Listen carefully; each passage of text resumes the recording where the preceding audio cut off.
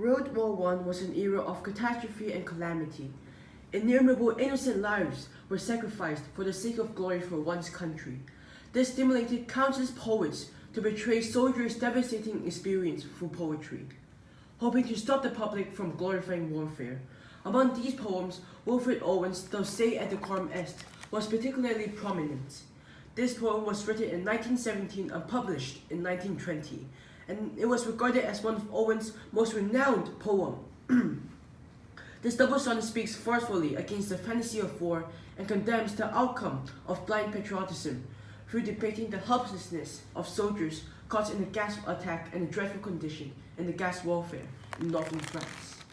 His spiritual description of the nature of warfare and his accusations of the consequence of deranged patriotism by creating a war-horrifying atmosphere is what I found the most striking feature in the poem. In fact, Owen's target audience not only include common people and soldiers, but also world leaders and general officers. Through the technique of direct address, the vividness of imagery, and the use of words, Owen creates such a nightmarish atmosphere and that scares different types of readers at all times. As Owen is amongst those sick and desperate crew of soldiers, his technique of direct address to the reader makes it persuasive and irresistible in his final appeal. My friend, you will not tell with such high zest, to children ardent with such desperate glory, the old line, "Thou say et decorum est pro patria mori." In line 9 to 10, after hearing someone shout, "Gas! Gas!" those extremely wary soldiers fearfully put on helmets to save themselves from the deadly green poison. Then the persona, who is indeed the poet, looks out from behind the glass of his protective mask into the green sea, watching one of his fellow soldiers who fell to put on the mask and die in agony. This horrible scene haunts the persona even in his dream, as described in line 16. The soldier plunges at me, guttering, choking, drowning. Besides, in line 17 to 20, the persona describes his experience of walking behind a wagon in which the dead man has been placed. When the persona sees the corpse frozen in a twisted agony in the process of dying, he believes that no one will glorify war in front of their children, or believe that dying for one's country is honorable.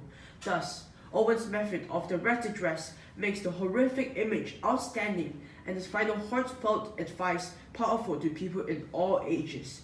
"Thou Say et Decorum Est" is a visceral poem in which Owen's evocative imagery effectively touches readers' deep inner feeling. He uses simile to build up the gloomy and catastrophic atmosphere of war.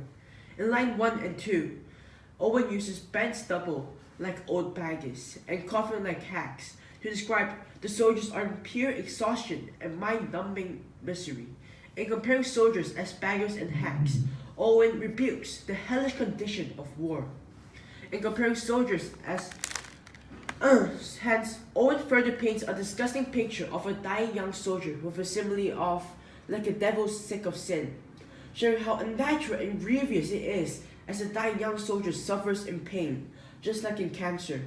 Through the above similes, Owen stresses that at the beginning, when those boys entered into the army, they're proud of fighting for the country, but their fatal injuries made their faces look like devils, which is an offense to innocence and purity.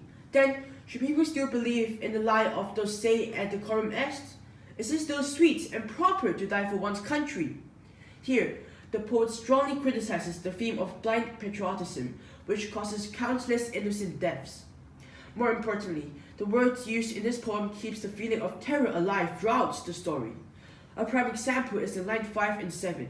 Men marched asleep, many had lost their boots, drunk with fatigue, deaf even to the hoots. The use of asleep and drunk describe that the soldiers are marching half asleep, so tired that they can barely keep going. In line 9, Owen uses an ecstasy of fumbling to describe the intense rush and the sense of terror the soldiers felt as they attempted to put on the gas helmets. The third example is in line 14. "As under a green sea, I saw him drowning." It draws a picture of someone drowning, but we know that there is only gas. So the word "drowning" shows that his companion is suffering a slow, painful death surrounded by this poisonous gas. Through the method of direct address to the reader, the evocative imagery and the use of diction, I can conclude that Owen effectively depicts the death of his fellow soldiers, creates an emotion of loss and deep sadness, and builds a distressing and terrifying atmosphere of war, and criticizes those who promote going to war as a glorious mission.